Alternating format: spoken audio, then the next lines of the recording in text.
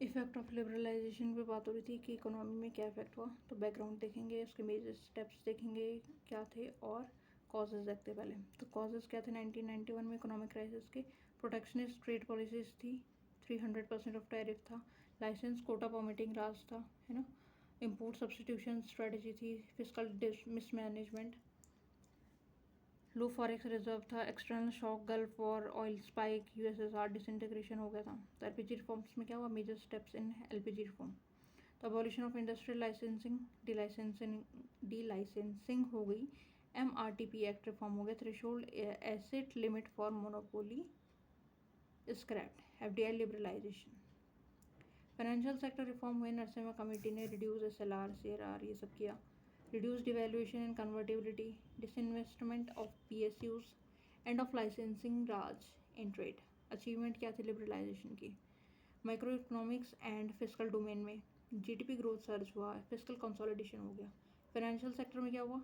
Banking डीरेगुलेशंस हुए, capital market reform हुए, rise of private banks हो गए, रुपी कन्वर्टेबिलिटी हो गई। इन्वेस्टमेंट क्लाइमेट कैसे चेंज हुआ? एफडीआई में एफआईआई के लिए लिबरलाइज कर दिया गया, इंडिया एज इन्वेस्टमेंट हब बन गया, प्राइवेटाइजेशन एंड डिसइन्वेस्टमेंट शुरू हो गई।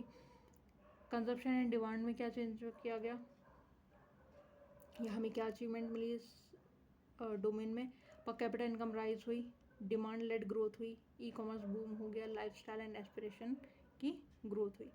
Defence and strategic sector, FDI in defence में 74% हो गया ऑटोमेटिक रूट से 2020 में। आत्मनिर्भर भारत को पुश किया गया, प्राइवेट सेक्टर एंटिटीज जैसे कि Larsen and Tabo defence, Tata advance system, है ना, प्राइवेट सेक्टर को एंट्री मिल गई। एक्सपोर्ट बूस्ट हुआ, जिससे सेक्टोरल एंड सोशल गेन्स में क्या हो गया? सर्विस सेक्टर डोमिनेंस किया, वुमेन्स वर्कफोर्स की एंट्री भी हो गई। इंटीग्रेशन विद ग्लोबल इकोनॉमी 0.5% से 1.8% हो गई, है ना, 1991 से 2003 में। इसको ग्राफ से भी दिखा सकते हैं। इंफ्रा डेवलपमेंट हुआ, ह्यूमन कैपिटल फॉर्मेशन हो गई, इंडस्ट्रीज जो हो गई एक्सेलरेट की गई, है ना, उससे हुई इंडस्ट्रियल ग्रोथ हुई, अबॉलिशन ऑफ इंडस्ट्रियल लाइसेंसिंग हो गया, प्राइवेट सेक्टर का पार्टिसिपेशन भी हो गया, एफडीआई इन मैन्युफैक्चरिंग इंक्रीज हुई और टेक अपग्रेडेशन होने लग गया।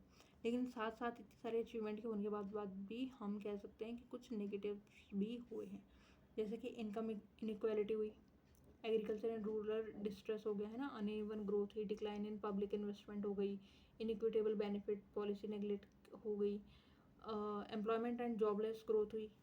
हम अभी भी आते हैं, ये वाला क्वेश्चन भी आया था। Low employment elasticity, 1% increase in GDP, 0.18% increase in job, है ना। तो क्या ये एम्प्लॉयमेंट इलास्टिसिटी में क्या हो गया? अगर 1% जीडीपी बढ़ रही है तो सिर्फ 0.18% ही जॉब में इंक्रीज हो रहा है, बाकी का कहाँ गया? अनएम्प्लॉयमेंट हमारे जैसे। इकोनॉमिक सर्वे 2021 एंड 22 में क्या कहा? कैपिटल इंटेंसिव ग्रोथ हुई है सॉफ्टवेयर टेलीकॉम बैंकिंग की, और इसमें क्या होता है? जॉब्स इतनी नहीं है जितनी हमारी पॉपुलेशन है या जितनी हमें नीड है। ग्रोथ तो हो रही है लेकिन सिर्फ इसी सेक्टर में हो रही है ज़्यादा। एक्सटर्नल सेक्टर वल्नरेबिलिटी है,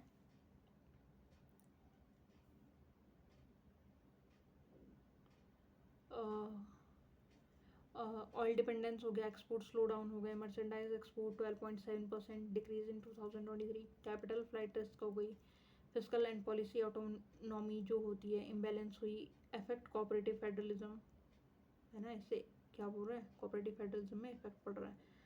तो उसके बाद पॉवर्टी एंड कंजप्शन चैलेंजेस कैसे हो गए?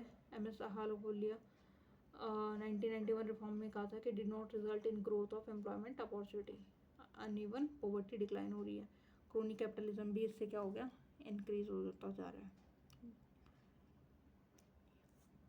वे फॉरवर्ड में हम क्या क्या दे सकते हैं? अमर्त्य सेन का दे सकते हैं, इन्वेस्टमेंट इन बेसिक ह्यूमन कैपेबिलिटी यानी कि हेल्थ, एजुकेशन, न्यूट्रिशन, इन सबको इंक्लूड होना चाहिए, इन सब का ख्याल रखना चाहिए। MS Ahluwalia avoid middle income trap, land and labour reform, improve skilling, increase productivity.